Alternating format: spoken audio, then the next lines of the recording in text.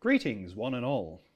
My name's Madison Moffat, pronouns she and her, and this is Trans Creator Connections, and I'm with the absolutely fabulous Kitty Obsidian. Kitty, how are you? Hi, I'm good, thank you. I'm Kitty Obsidian. My pronouns are they, he. Delighted to be here. I'm delighted to have you. Yay! And what do you do? I am a full-time performer and activist. You got that right. Yeah, thank goodness. So I perform in a variety of different mediums, primarily burlesque, sideshow, fetish, and drag. And a wonderful job you do. Thank you. But let us not forget the educator element. That's not just a prominent part of what you do, but I think an important part of your contribution to the community. Thank you so much. Yeah, I love being an educator.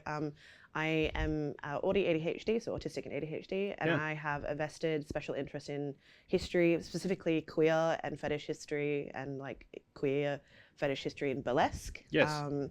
The crossovers and everything is quite fascinating, and that's slowly morphing as well into drag history because it's all one big circle in the Venn diagram. And there's also your heritage that you on occasions include as part of what you do in the community. Yeah, of course. So I'm very proud Wiradjuri Kamilaroi mob. Yes. Lovely. Thank you. I moved down to Nam in 2019, just before the lockdowns happened. Yes. Yes. What a time. Terrible. I think it's really important that, my culture, my heritage is an integral part of everything that I do. Yes. So, I have a lot of people say, oh, you teach like decolonisation of this history. And I'm like, I don't really. I'm just teaching history. Yes. But it just so happens that history is so full of colonisation. Unfortunate reality is like... And present. Yeah, what is often presented is through a very colonial lens. So it's like when I'm teaching history and education, I'm attempting to remove that lens and look at it from, a different perspective, I guess. And colonial cultural norms and societal norms also bleed into, I think, our notions of sex, notions of gender, including kink, notions of gender. And so I think, there's just all those intersections there, isn't there? Yeah, that absolutely. Form part of what you do. It's interesting because I often make jokes that I tick all the boxes in diversity bingo because I'm disabled, as well as all of the other minorities. Bingo! Yeah, I think it's quite silly. So a lot of my lived experiences of gender and sexuality, which include fetish and kink history, as really take part of that as well. Yes. So it's quite, we'll go with fascinating. It's quite fascinating to really look at that and then deconstruct it into the way that I do education.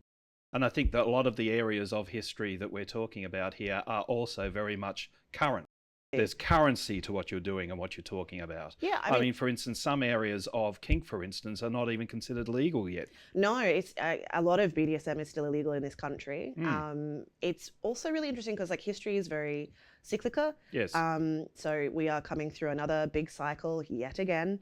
And that's really seen in how it shapes performance, how it shapes art, how it shapes our understanding of sexuality, of kink, of fetish, of gender, of expression, and it's very fascinating for me to sit back and be like, we've done this 5 or 6 times in the last century and we're still doing it again. Areas such as being trans and gender diverse. Yeah. Not that long ago it was outlawed. And even less long ago that it was pathologized to a point where you were treated as ill. I mean, that's still a problem in today. We still have a lot of those pathologies in the DSM. We just call it different things now, but it's really dependent on the health professionals that you go to, and that's an ongoing issue of fighting against, which is the same when it comes to BDSM. So BDSM was technically depathologized in 2013, but that doesn't mean that we don't have healthcare professionals that obviously still operate under that assumption. It doesn't have to be, according to the DSM, seen as some kind of mental illness before it's pathologized, right? Particularly in today's day and age with the way that we use social media and TikTok and, the rise of misinformation and AI sort of slop when it comes to misinformation. It's really fascinating how the general public uses, medical terms or psychological terms in like everyday jargon, often incorrectly, which then helps pathologize things that aren't actually needed to be pathologized. But Yes. you know, there's so much data happening. There's so much information being thrown at us all the time. Yeah. It's really no wonder that people struggle to figure out what's factual and what's not. Yeah, yeah. Well, you mentioned data and information. Yeah. I offer assistance there and suggest that in fact it's all data and no information, and that's part of the issue. Yeah, there is also that as well. There are some really excellent educators out there for sure doing the hard work. Yeah. But you've got to wade through a lot of slop to get there, and it's very difficult to be able to determine what is, you know, misinformation, what is, you know, pop psychology and popular jargon versus, you know, what's cultural and historical and factual, and what, you know, especially when it comes to so-called soft sciences. It's also really hard to look at the evolution of language as it evolves so rapidly with our access to technology. You know, what is and is not current and being used and, you know, harmful or describing. And there's just a lot going on right now. It's really no wonder people are struggling. And that's just amongst those people who are actually in their own way trying to make sense of things. Absolutely. Let alone those who are malicious actors. That's a whole other kettle of fish there. Certainly. And that would be something that you would come across repeatedly, given the work that you do. Yeah. I mean, it's one of those things that surprises a lot of people. I often receive a lot of threats, like physical threats to my body, to my life, sexual threats as well. And these are not threats to be taken lightly. No, but it gets dismissed so easily because, oh, it's just online. And it's just like, but with the way that information goes, and with the way that we are surveilled in every way, it's really easy to find people from an online post. And like, I work very hard to like shut my information down, keep things, you know, as much as possible private. And I've got friends that help me with that.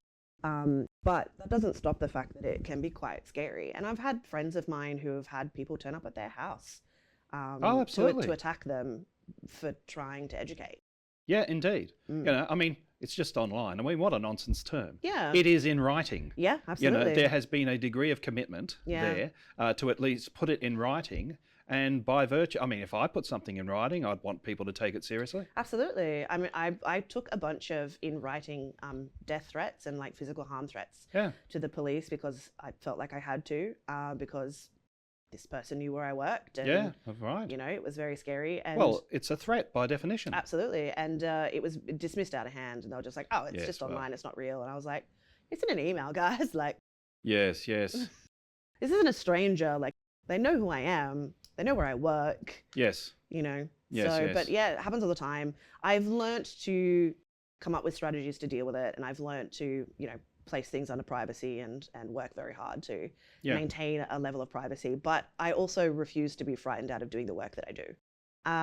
It is, I mean, this is the thing, like police, like other public servants, are there to serve the public. Yes. But the public is shaped by how we are informed about things on the media, popular culture, what our government does, what our local government does versus federal government, and also global media and global powers and you know, those things as well. So it's a bit difficult sometimes when people are like, just go to the police, and it's like, cops don't care. Like, you know, we're not on their radar.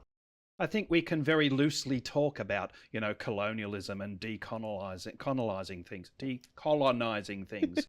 This is not fodder just for academics and students to chat about. Yeah, you know, it's real lives and it affects real people. Yeah, absolutely. Yeah. And one way in which that does take shape is in terms of law enforcement. Absolutely. And not necessarily, you know, some of the pointier end of how the police might behave in public, but even just the choices that are made. Yeah.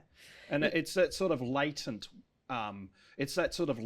behaviour on the part of authorities that typically shapes. Yeah. You know, we do have situations where, you know, we're directly and physically oppressed by authority figures, but a lot of it, I think, is actually more apathetic choice. Absolutely. I mean, like, well, inaction is itself a choice, and unfortunately, you know, I mean, it's like that saying, silence, you know, never harms the oppressor. Yeah. It's so, if by choosing inaction or by choosing to be apathetic or to not care because it's not seen as a big deal, you are shaping the choices of which then causes harm. Yes.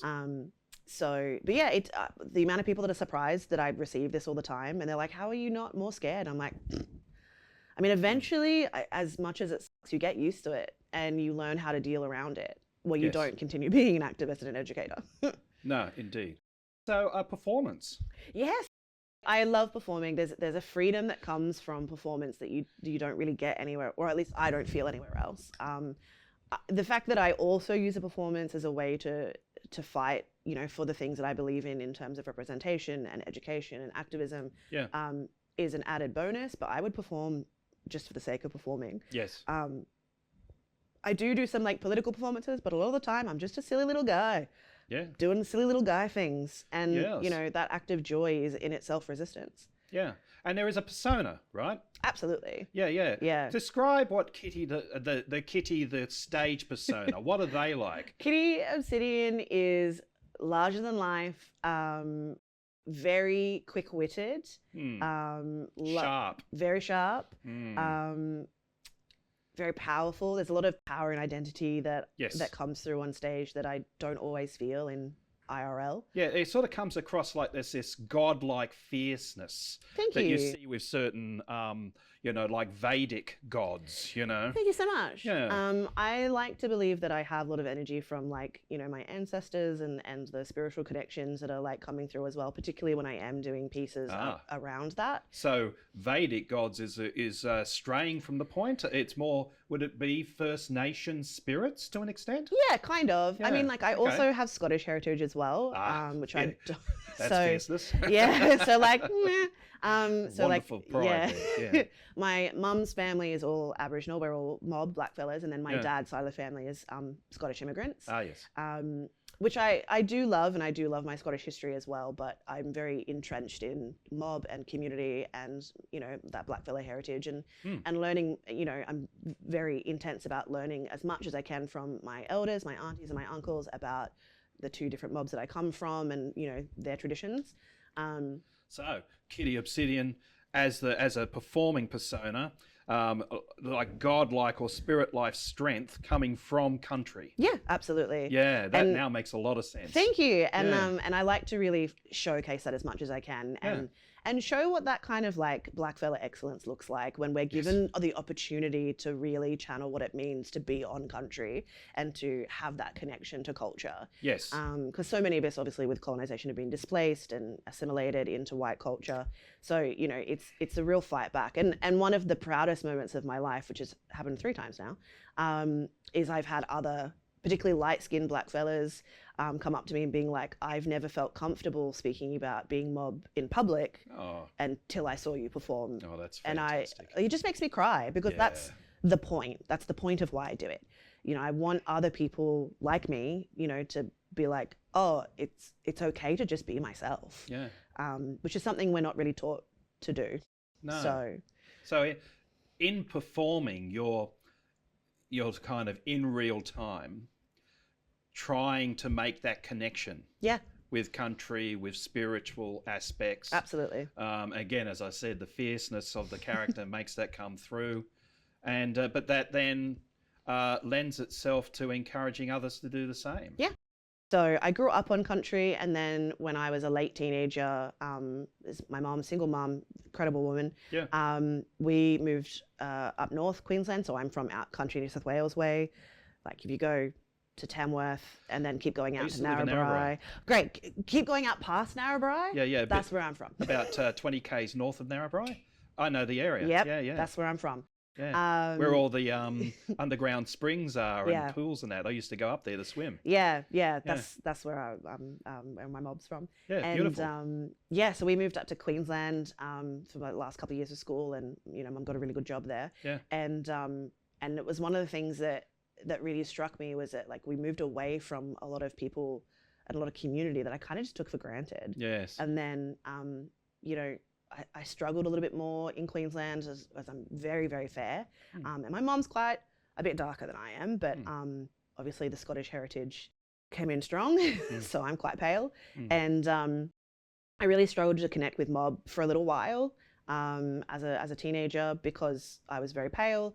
And so one of the things I sort of did on my way back down to Naarm was I stopped in and to say hello to some of my aunties and stuff like that, and some other cousins and stuff in Tamworth, where my dad lives. And and my auntie was like, there's never any pride in having your culture taken from you. Be proud of who you are. Yes. And I really wanted to step back into giving my other mob a chance to be like, we are here, especially rainbow mob, because there's a lot of complexities when it comes to being queer and trans as well as blackfella. What is the experience just generally of being rainbow mob?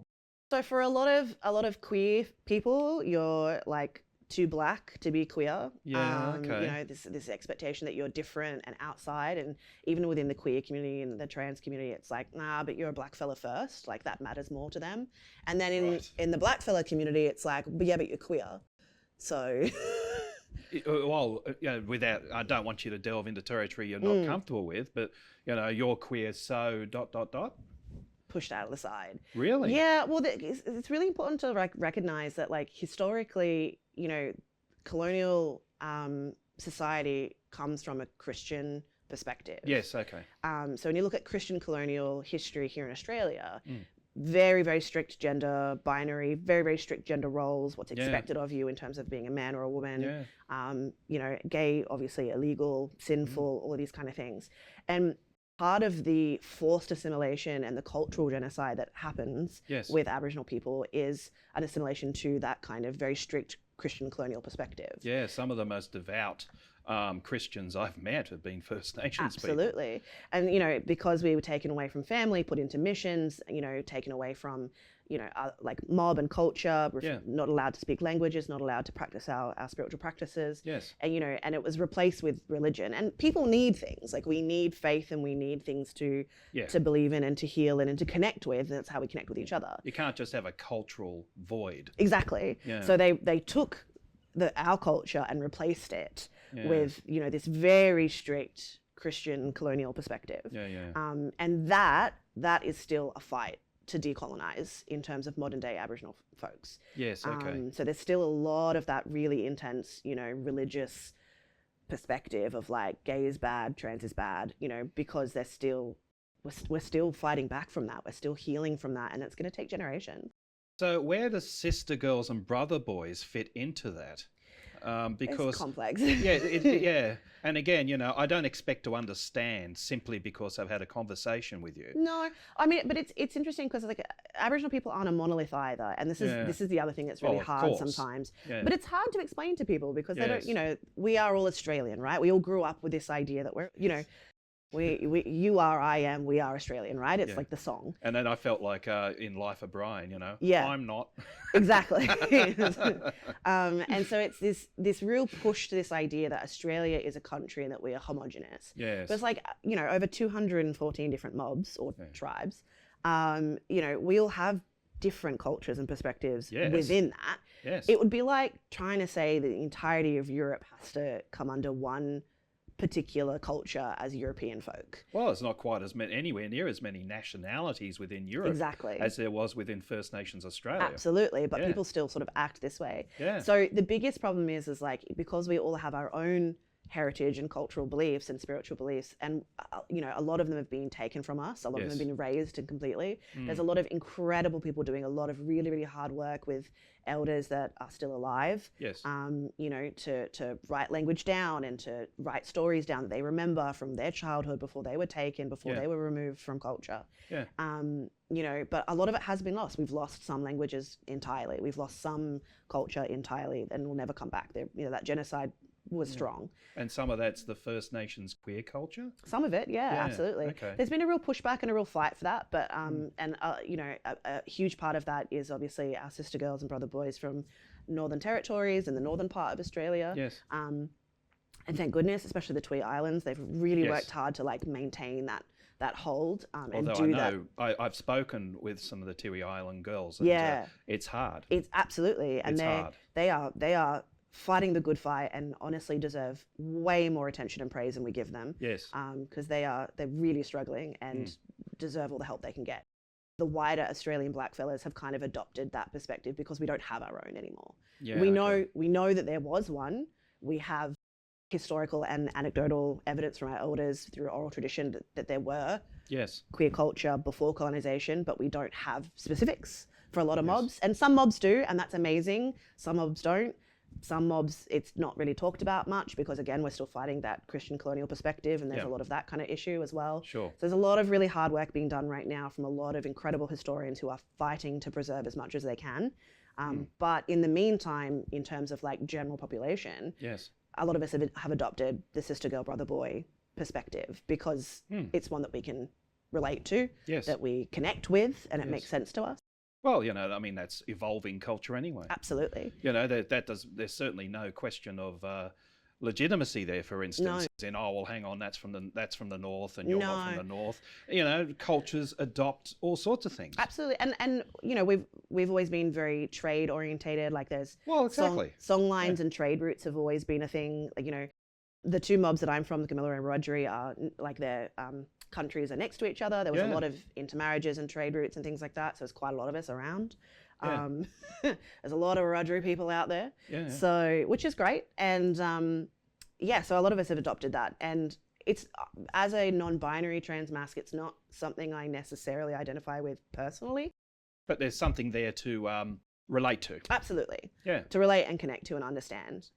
Wonderful. Yeah, which is really special. I hope one day that we can either talk about or rediscover queer cultural history from like a non-binary or a third gender perspective.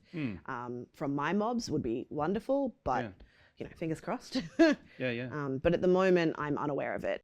But this is also, I think, you know, it would seem to me why so much of your work, even some of it on stage, has an educational quality. Yeah. We need to learn. And it's also sharing the journey as I learn as well, you know. And like I've learned so much the past 5 or 6 years. I've had so many incredible conversations with elders. I'm still having incredible conversations with elders all the time. I'm still learning from other mob as much as I can. I think that's just as important part of the conversation, is that we all learn for the rest of our lives. So I do. I always say that, like, especially as a performer, the day that you stop learning is the day that you fail. You know, you just got to keep going. And sometimes we learn new things that contradict old things, and we have to take the time to unpack that, and that's fine. That's just human experience. Can I say to someone in my mid-50s, I think I've probably done that with most topics about 3 times over. It happens. Because most of what I was taught, particularly when it comes to First Nations people, is just utter nonsense. It's just wrong. You know, I remember reading the Australian Scout Handbook, and it told me that Australia, when we discovered it, you know, only had a few thousand First Nations people in it. You know, I mean, so learning and relearning indeed. And that's a constant thing. I mean, I think that's why I find it interesting. I think it's why I like history, and I have such a vested interest in it. You know, again, like I said, with the cyclical nature of history as well. Because there is that constant evolution. It's always fascinating. There's always something new. Being on stage as Kitty, the stage presence, are you reclaiming that, in many cases, lost First Nations, you know, gender, queer identity? I mean, or are you creating? I don't know. And I think that's going to be the question for the rest of my life, because like I don't know if it's creation or reclamation, because so much of it has been lost.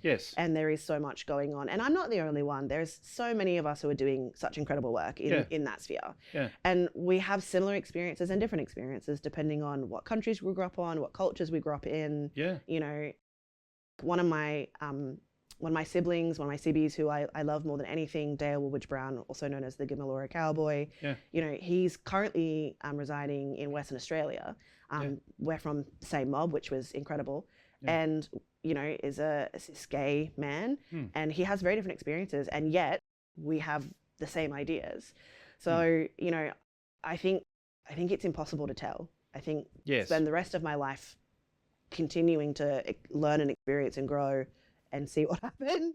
Now, both as Kitty the person and Kitty the performer, both involve themselves, if I can talk to you in that sort of duality, in charity work and assisting NFPs. Yes, absolutely.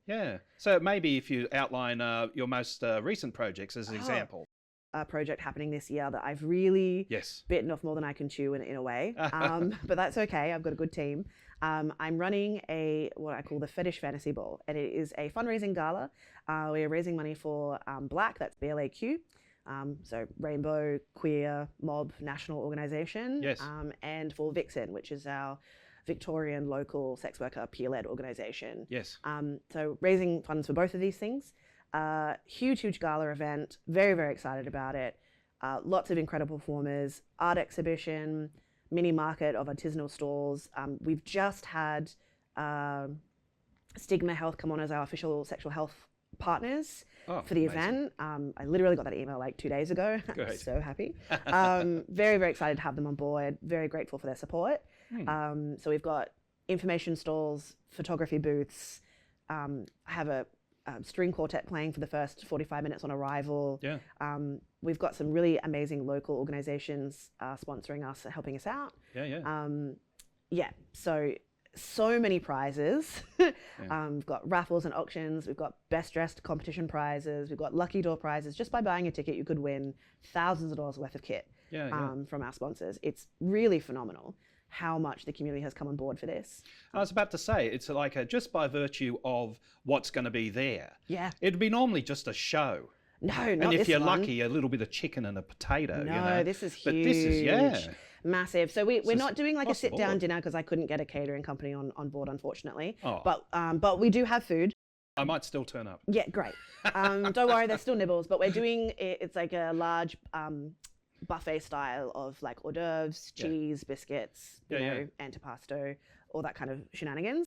The Laird have come on board as our official partners to run the bar for us, which we're so excited about. VicPar have come on board to run our cloak, as well as our quiet relaxation area with like pet play, sort of like soft toys and cute things with the pups, which is very sweet. Huge event, massive team. So even our arts exhibition, we're looking at like 10 to 15 artists from around Australia showcasing visual and sculptural art, as opposed to the performance artists that we also have. It does seem to me that you enjoy getting involved in group and community events. Absolutely. Right, and you know, even though you do occasionally, I think, have your own like solo shows, that's it. That's your focus. Yeah, it is. I think the biggest difference between what I would call like white Western colonial culture and like a lot of Indigenous or First Nation cultures is this concept of community versus individualism. Yes. So this idea that, you know, this sort of like capitalistic hellscape puts on us is like the individual, you have to do it all yourself. And they sell convenience to you so that you can do that. Yeah. That's how they make money. Yeah. So it's like, oh, you can't do everything, but you can pay for this thing that'll make it easier, or pay for this food subscription or whatever. That's how they make their money from you. Whereas if we collectively work together as a community, there's no need for that, because it's all about mutual aid. And listen, community is hard. It's a difficult concept. It means putting up with people you don't like a lot of the time. And putting up with your own humanity. Absolutely. And you know, a lot of calling in and repair as opposed to, you know, cancelling, and that, you know, it's difficult, and there's a lot of skills that we aren't taught as humans how to do. We aren't taught how to have, you know, how to do conflict resolution. We're not taught the difference between a boundary and a rule. We're not taught these things. It takes a lot of work. But it's really important to me that we come together as a community to make a difference to the best that we can. So a big part of my work, you know, when I'm doing these kind of massive events, this is absolutely going to be the biggest event I think I've ever run. Is bringing people from all walks of life together, giving them a platform, giving them a chance to you know, communicate with each other. So one of the things I've worked really hard at is that I have lots of different fetish and queer communities. We've got a latex shine station run by Winter, who runs the Court of Reflection as a latex party. The Laird, obviously, VicPar. We've got, you know, Thorn Harbour Health and Stigma, and just so many different organizations and people, because we're all part of this community together. Even if we're not into the same things. You know, I've got a boot blacking station, and, you know, the arts exhibition, we're all in this together, and that's what community is. So just bring them all in and make it happen. Last but not least, connection between community, what community is and what queerness is. Because I think there's a sort of theme there within the work you do. Thank you. Yeah. I look at queerness as not just a sexuality, but a political ideology. Yeah. And that can be difficult sometimes to explain. So I'll do my best, but to keep it short. Yes. Yes, keep it short, Kitty. Yeah, just keep it short. So it's, and I'm not saying that I'm not saying that as a political ideology, it's divorced from sexuality, because obviously, like, I am a queer person. I'm also trans. So trans, so queer. Yeah, thank you. Aggressively so. As per one of your T-shirts and badges. Yes. Yes. But for me, queerness also comes with this idea of pushing back against harmful norms in our society that do not serve as the community. Yes. So part of that is, you know, anti-blackness, is anti-racism, and actively anti-racism. It's, you know, pushing against sexism and misogyny and misogynoir and transmisogyny. It's pushing back against these things which do not serve us as a community, which continue to hurt us or continue to oppress, you know, different people in order to fund the capitalist hellscape that we currently live in. Yeah. So being trans is intrinsically, for you, and intrinsically a political stance. Well, yeah, because our existence is politicized, because the way our very existence pushes back against, you know, this norm, it needs to be political. We don't have a choice about it. Inherently, rather. Yes, absolutely. Yeah. I agree, by the way. Thank you. Yay. I am pushing so that we elaborate together. Yeah, thank you. No, it's good. You know, so, and I think it's also important to look at that, because I have a lot of cis friends, you know, that are also gay or queer or lesbian or whatever it is, and we have these conversations, and it's like, you know, we all have to work together in this queerness, in this political ideology, to push back against, you know, those systems that harm us. Yes. So for me, they are intrinsically linked together. Yeah. But it also means that, you know, allies can take part. Yes. Because it is a political ideology as well as a sexuality. And one key aspect of pushing back, I think, is the cultural stance, which includes the performative stance. Yes. So yeah, just briefly, how would you describe that for you? For me, because my existence and my very presence in a space is, as a queer person, politically charged. Yes. The way that I perform, even when I'm performing an absolutely ridiculous, throwaway, silly, thoughtless number, it's still political, because my existence is political. The expression of joy, you know, I think trans people are often portrayed as, you know, victims. Yes, absolutely. Just to portray yourself as, you know, being wickedly joyful is in itself, amongst other things, not just this, but amongst other things, a political stance. Yeah, absolutely. And so, like, everything that you do then becomes part of that. Yes. So it's interesting to, like, think about, like, the performative aspect of it, because I'm just like, oh man, I mean, I walk down the street just wearing my regular clothes, and that itself is a stance that I have to take. Yes, absolutely. There are certainly people that would prefer that we don't. Exactly. So, and I have been yelled at by people on the street because of it. So I hesitate to say it's performative in a way, because, I mean, like, it is, but also it's not something I'm thinking of doing. I'm not like, how am I going to perform my queerness today? I'm just existing. Yeah, okay. Yes, it's sort of like just being intrinsically you. Yeah. Yeah. Just been so wonderful to have you on, Kitty. Thanks for having me, and love that we got to dive into a couple of topics. So this has been Trans Creator Connections. Again, my name is Madison Moffat, just in case you've forgotten. And also, just in case you've forgotten, we've had the wonderful Kitty Obsidian with us. Thank you very much for watching.